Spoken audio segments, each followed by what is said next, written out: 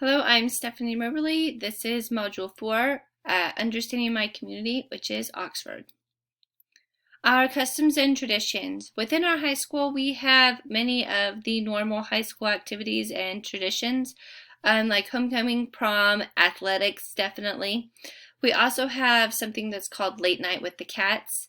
That happens during basketball season, and that involves many of the parents and community members. We have skits that people perform, interviews that are done.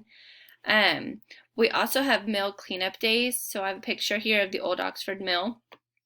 Twice a year, we have all students go. They pack lunches, and then we spend the entire day outside cleaning up, raking leaves, trimming trees, picking up trash here around the old Oxford Mill. Is just a kind of a community service project.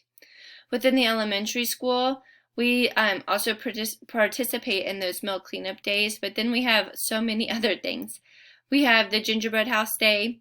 I have a picture over here of one of the steps of our gingerbread houses, where we have so many community people who come in, grandparents, parents, aunts, uncles, anybody who wants to really, and they go and help students with planning and decorating and building their gingerbread houses, as well as so many other activities that day.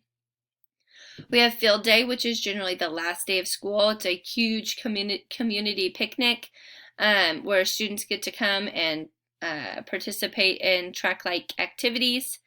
The Brain Ball World Series is a huge community event within Oxford.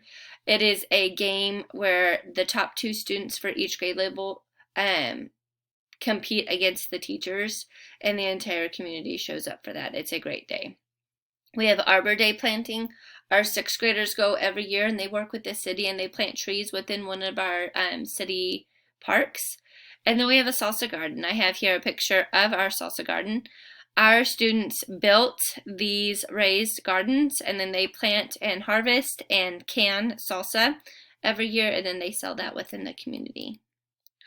Our population. So our population characteristics I have separated into Oxford and Utah. We serve 2 towns within our school district, Oxford being the largest, which is still rather small at about 2,000 people. One fact that I found rather interesting about Oxford was our average household income. I thought that was rather high of 144,000. That was higher than I had anticipated.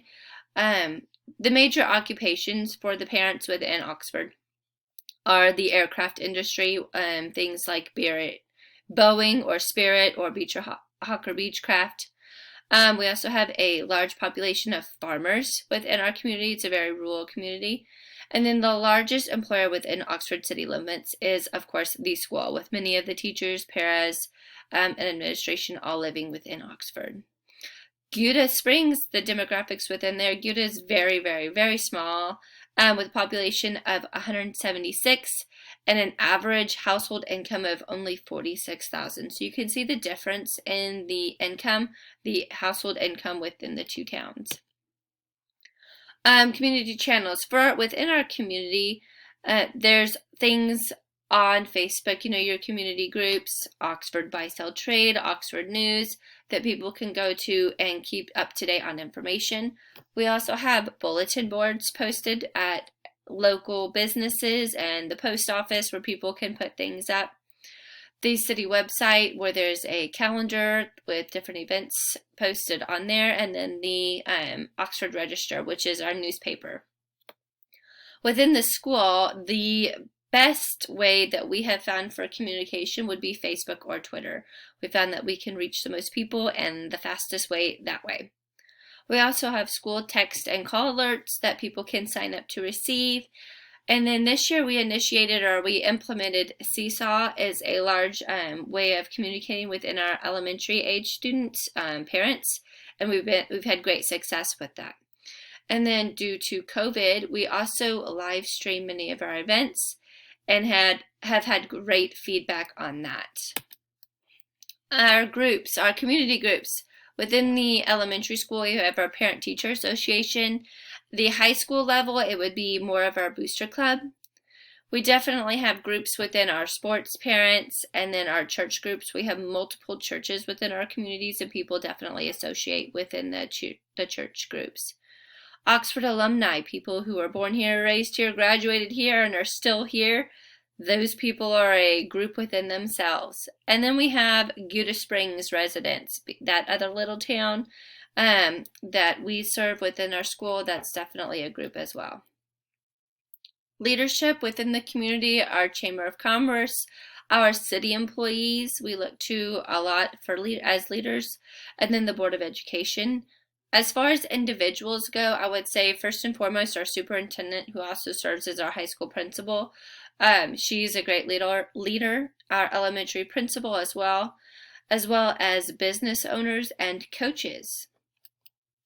Economic conditions. Due to the size, there's very limited employment opportunities within the Oxford city limits. Also, we feel it within the community when there are mass layoffs. You know, those businesses that I mentioned earlier, like Boeing and Spirit, or General Electric, GE is another major employer for our parents. When they do mass layoffs, it's definitely felt within the community. Also, due to the agricultural focus, you know, the great deal of farmers that we have, when the weather's not cooperating or it's harvest time, it's definitely something that you can see and feel. And then COVID-19, we've had parents and families lose their jobs due to this. So we've had some issues with that as far as families not being able to pay the bills. Our political structure, of course, as many other towns, you know, you have your mayor and your city council. We have kind of two sets of this, with being Oxford and Gouda Springs. We also have our Board of Education, and then our county commissioners. We also sit right on a county line and serve both sides. So we have students coming from Cali County and Sumner County. So both of those counties, we have an impact on what we do. Social tensions. You can feel and you can see the tensions between Oxford and Gouda residents sometimes. We also see that with out-of-district students. We have within our school district two separate buildings, the high school building and the elementary building. Sadly, the teachers, the staff, don't interact very well, or often, I should say, between those two buildings, and you can see and feel that. And then also, as I mentioned, you know, a few slides ago, the new versus old, the people who were born here, raised here, who are still here, and then the new people. I see a definite tension between those two, and it's very hard for those two groups to mesh. Previous community efforts, we have the best community when it comes to this. We just last year passed the bond issue to help with an add-on in our elementary and high school, as well as many needed repairs and updates. The community also helps fund and keep our swimming pool open, as well as our grocery store. And those are our two pictures down here. Our hometown market is actually owned by the city of Oxford. So our community plays a great role in that. Our community play equipment, I would say this would be our biggest fail within the community, and that's just due to the large cost. We are needing to update our play equipment within our parks in Oxford to make them accessible for all children. And just the cost associated with that has been kind of scary for people looking to invest in that. Power structure. As with any community, you have the social circles. People who are involved in the community have greater power. That's why I mentioned our city employees as leaders. They are involved daily with the ins and outs of the city, and they have greater power, I would say. Then sadly, we have had issues with the spouses of our elected officials feeling they have the power that their husbands or wives had been elected to have, so we're having to deal with that. Multicultural issues. Oxford has a very little diversity. However, we do have a fairly large population of Jehovah's Witness students. So when it comes to holiday events and activities within the school, we have to be very conscious of that to make sure that they are not uncomfortable and not being put into a position where they might feel uncomfortable. We also try to have a big STEAM focus. We use STEAM to tie into our students' need to be hands-on. This has also been a great way for us to tie in and make connections within the community and the community members, with the farmers and the welders and the people who build, our worksmen. That's been, that STEAM focus has really allowed us to do that. Public opinion. Our students, staff, and parents complete annual surveys. According to these surveys, the school is very well loved. The one major area of focus that they had put in was an increased community involvement. So for that, we have put that into as a KESA goal, which is the Kansas Education Systems Accreditation. And to help meet that goal, we're focusing on getting students within the community. We want them out in the community, interacting with the community. We also have site council that comes on campus every month where we give them updates and presentations. And then we are utilizing those community members.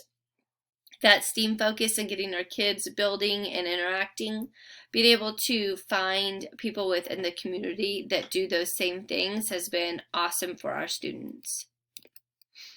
Here are a list of the references that I used within my slide. Thank you so much for listening.